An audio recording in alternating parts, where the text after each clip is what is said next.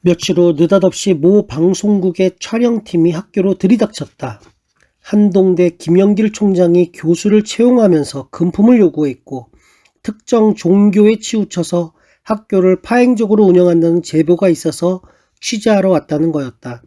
이미 선입견을 갖고 온 듯한 취재팀이 돌아간 후 시내 곳곳에는 현수막이 붙었다. 3월 모일 저녁 모시 모모방송 모모모모를 보라. 한동대 원초적 비리 폭로. 이 프로그램이 방영되면 한동대와 총장 개인의 명예는 땅에 떨어질 것이었다. 우리 학생들이 받을 충격은 또 어떠하겠는가. 나는 두려움으로 몸을 떨었다. 오 하나님, 이 무서운 위기에서 우리를 건져주소서. 하나님이여, 나의 근심하는 소리를 들으시고 원수의 두려움에서 나의 생명을 보존하소서. 주는 나를 숨기사 행악자의 비밀한 꾀에서와 죄악을 짓는 자의 요란에서 벗어나게 하소서. 나는 시편 64편의 말씀을 붙들었다. 그때 아주 오랜 기억 속에서 한 사람을 떠올렸다. 9년 전이었다. 모 방송국의 제작 책임자가 홍릉의 카이스트 연구실로 남편을 찾아왔다. 저희 방송국에서 김 박사님에 대한 특별 프로그램을 제작하려고 합니다. 박사님께서 벽촌에서 태어나 과학자가 되기까지의 이야기를 두메산골과 첨단과학자라는 제목으로 1987년 새해 아침에 방영할 예정입니다.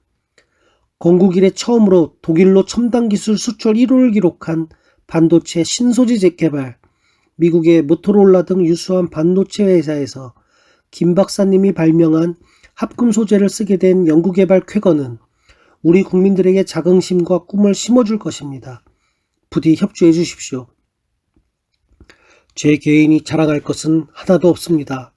지금까지의 저의 모든 연구 업적이나 성과는 제가 잘나서 한 것이 아닙니다. 카이스트의 우수한 제자들, 좋은 연구 여건, 그리고 무엇보다 하나님께서 제게 지혜를 주셨기 때문입니다. 남편은 사양했지만 그는 물러서지 않고 거듭 설득했다. 그러자 남편은 한 가지 조건을 제시했다. 크리스천 과학자로서 하나님께서 주신 지혜로 이런 연구 결과를 얻을 수 있었다는 것을 반영해 주신다면 응하겠습니다. 잘 알겠습니다. 김 박사님 개인의 신앙적인 면모도 부각시키겠습니다. 그가 바로 모 방송국의 김영신 PD다. 그 후 방송국의 촬영팀이 카이스트 연구실 안동의 지뢰마을과 그가 다녔던 초등학교, 구리 합금 소재 반도체 리드 프레임을 생산하는 풍산 금속 온상 공장 등을 두루다니며 촬영했다. 그동안 그와 우리 부부는 퍽 친해질 수 있었다. 냉철하면서도 따뜻한 그의 인품을 우리는 오랫동안 기억하고 있었다. 이 절박한 순간에 나는 그의 이름을 생각해냈다. 여보, 김영신 PD를 찾읍시다. 그분이면 우리를 도와줄 것 같아요. 지금 그분을 어떻게 찾겠소? 아직 그가 그 방송국에 근무한지도 모르겠고. 하나님께서 찾으시도록 기도합시다. 사흘 뒤면 한동대를 고발한 그 프로그램이 전국적으로 방영될 것이었다. 사실 그때 우리는 그를 찾을 만한 여유조차 없었다. 우리가 할 수 있는 것은 오직 기도뿐이었다. 바로 그날 남편이 집으로 전화를 했다. 여보, 우리가 찾던 사람을 하나님께서 찾아주셨소. 자세한 얘기는 집에 가서 하겠소. 나는 감사와 안도의 한숨을 절로 내쉬었다. 집에 들어온 남편은 말했다. 회의를 마친 그에게 비서가 건네준 메모 쪽지에는 총장님 연락 바랍니다. 모 방송국 김영신이라고 적혀 있었다. 우리가 찾으려던 바로 그 사람이 아닌가. 남편은 즉시 그에게 전화를 걸었다. 안녕하세요. 총장님, 저를 기억하시겠습니까? 오늘 한동대의 필름을 보다가 무척 놀랐습니다. 총장님이 이상한 사람으로 취재되어 있더군요. 제가 아는 김 박사님은 그런 분이 아닌데 무슨 사연이 있을 것 같아서 전화드렸습니다. 그는 그 프로그램의 책임 PD였던 것이다. 또 한 번의 기막힌 우연이었다. 그는 취재팀을 불러서 취재할 때 혹시 치우친 점은 없었는지 물어보았다고 한다. 그랬더니 담당 PD들은 그런 점이 없지는 않았다고 솔직히 시인하더라고 했다. 남편은 그에게 우리가 처한 기막힌 상황을 설명했다. 공신력 있는 방송국이 제보만 믿고 함부로 방송이 나갈 수 없습니다. 총장님의 인격과 인품을 몰랐더라면 크게 실수할 뻔했습니다. 이렇게 해서 고발자들의 기대는 무참히 깨어지고 말았다. 나는 우리나라 방송의 정의가 살아있는 것이 감사했다. 생각해보면 만남이란 어느 것 하나 소중하지 않은 것이 없다. 우리의 인생길에 수놓아지는 무수한 시줄과 날줄의 만남들은 먼 훗날 또 하나의 아름다운 문의를 미리 준비하는 것이다. 9년 전의 만남을 오늘의 섭리로 이끌어 가시는 전능자의 은총이 잠 못 이루며 가슴 졸였던 며칠 동안을 기쁨과 안도로 바꾸어 주셨다. 여호와는 내 편이시라. 내게 두려움이 없나니 사람이 내게 어찌할꼬. 그러므로 나를 미워하는 자들에게 보응하시는 것을 내가 보리로다. 여호와께 피함이 사람을 신뢰함보다 나으며 여호와께 피함이 방백들을 신뢰함보다 낫도다. 내가 나를 밀쳐 넘어뜨리려 하였으나 여호와께서 나를 도우셨도다. 시편 118편 6절로 13절 말씀. 어느 날 조간신문을 펼치는데 광고지 하나가 툭 떨어졌다. 무심코 그것을 본 순간 나는 깜짝 놀라고 말았다. 며칠 전 지역신문에 실린 학교와 남편에 대한 비방 성명서를 확대한 복사지였다. 나는 한참 동안 놀란 가슴을 진정해야 했다. 그뿐 아니었다. 그 유인물이 우리가 사는 아파트 우편 한마다 꽂혀 있는 게 아닌가. 떨리는 손으로 그 유인물을 뽑아들던 나는 서둘러 집으로 들어오고 말았다. 산발랏이 5번째는 그 종자의 손에 봉하지 않은 편지를 들려보내었는데 그 글에 이르기를 이방 중에도 소문이 있고 내가 유다 사람들로 더불어 모반하려 하여 성을 건축한다 하나니 내가 그 말과 같이 왕이 되려 하는도다. 느헤미야 6장 5절로 6절 말씀. 예루살렘의 성벽 재건을 마무리하기까지 느헤미야는 여러 장애물을 넘어서야 했다.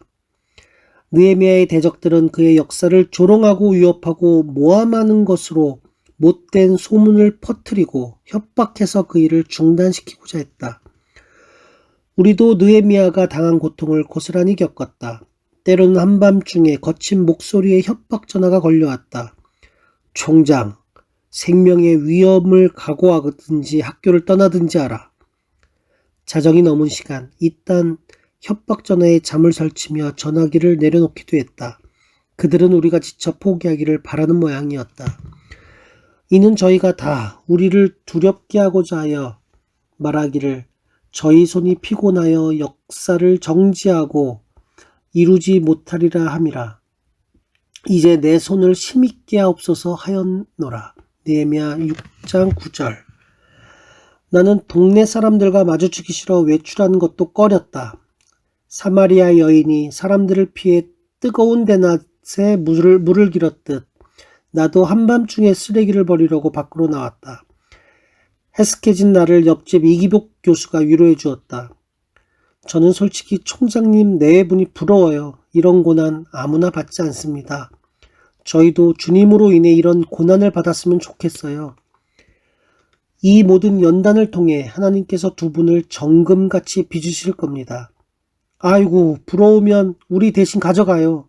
나는 정금 같지 않아도 좋으니 제발 이런 무서운 핍박은 안 받았으면 좋겠어요. 서울을 자주 오가며 나는 공항에서 사람들을 만나는 것조차도 꺼리게 되었다. 어느 날 공항에서 나는 남편에게 말했다. 여보, 차에 좀 더 앉아있다가 탑승 안내 방송을 할 때 안으로 들어가요. 그럼 나 먼저 들어갈 테니 당신은 천천히 들어오구려. 그는 차에서 내려 공항 안으로 먼저 뚜벅뚜벅 걸어 들어갔다. 나는 예수님을 멀찍이 따랐던 베드로의 심정을 이해할 수 있었다. 자신의 이름이 매일 대문짝만하게 신문에 실려도 그는 담담했다. 나는 그에게 말했다. 신앙의 자유가 있는 나라에 어쩌면 이토록 당신을 핍박할까요? 만약 우리가 다른 나라의 선교사로 가도 이렇지는 않을 것 같아요. 그런데 지도자는 얼굴이 두꺼워야 한다더니 당신은 확실히 얼굴이 두꺼운가 봐요. 아무리 신문에 나도 아무렇지 않은 듯 잘 견디시니. 사람들의 이목보다 하나님께서 나를 판단하시는 것이 더 중요하오. 너를 방언이 다르거나 말이 어려워 내가 알아듣지 못할 열국으로 보내는 것이 아니니라. 내가 너를 그들에게 보내었다면 그들은 정녕 내 말을 들었으리라. 그러나 이스라엘 족속은 이마가 굳고 마음이 강팍하여 내 말을 듣고자 아니하리니 이는 내 말을 듣고자 아니함이니라. 내가 그들의 얼굴에 대하도록 내 이마를 굳게 하였으니 내 이마로 화석보다 굳은 금강석같이 하였으니 그들이 비록 패역한 족속이라도 두려워 말며 그 얼굴을 무서워 말라. 에스겔 3장 6절로 9절 말씀. 에스겔도 무서움과 두려움이 있었던가. 하나님께서는 그에게 무서워하지 말고 두려워하지 말라고 당부하셨다. 나는 큐티를 하다가 남편에게 말했다. 어머, 당신 얘기가 여기 있네요. 이제 보니 당신이 이 무서운 시련을 견딜 수 있도록 그분께서 당신 이마를 금강석보다 더 단단하게 하셨군요. 에스겔처럼. 역경을 이길 수 있도록 그날 우리에게 주신 말씀은 꿀송이보다 달고 오묘했다. 내게 이르시되 인자야 내가 내게 주는 이 두루마리로 내 배에 넣으며 내 창자에 채우라 하시기에 내가 먹으니 그것이 내 입에서 달기가 꿀 같더라. 에스겔 3장 3절 말씀. 1996년 5월부터 한동대를 비방하는 현수막이 시내 곳곳에 붙었다. 많은 사람들이 왕래하는 길목이나 백화점 앞에 책상까지 놓고 행인들에게서 서명을 받아내기도 했다. 여호와여 나의 대적이 어찌 그리 많은지요. 일어나 나를 치는 자가 많소이다. 많은 사람들이 있어 나를 가리켜 말하기를 저는 하나님께 도움을 얻지 못한다 나이다. 내가 나의 목소리로 여호와께 부르짖으니 그 성산에서 응답하시는도다. 여호와여 일어나소서. 나의 하나님이여 나를 구원하소서. 시편 3편.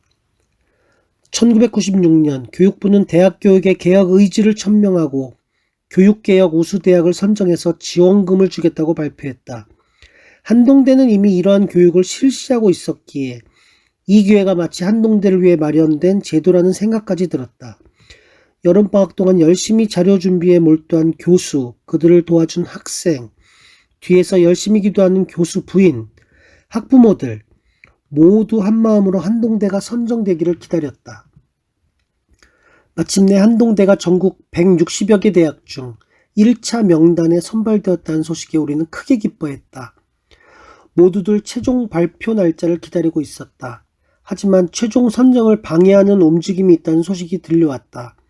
남편과 여러 교수들은 사실에 근거한 소명 자료를 가지고 그 내용을 꼭 알아야 할 분들께 자세히 설명할 기회를 가져야 했다. 우리의 기도는 다시금 눈물겨워졌다. 주위에서 온갖 방해를 받았으나 마침내 한동대는 교육개혁 특성화 부문 최우수 대학으로 선정되었다. 개교한 지 1년밖에 되지 않은 신생대학의 프로그램이 종교 집단으로 비판받는 학교가 공식적으로 인정을 받게 된 것이었다. 아픔이 컸던 만큼 우리의 기쁨도 컸다. 한동대는 온갖 서러움과 핍박에 항변하듯 한동대 교육개혁 우수대학 선정이라는 현수막을 걸었다. 여호와여 주는 나의 방패시오 나의 영광이시오 나의 머리를 드시는 자니이다. 시편 3편 3절 말씀.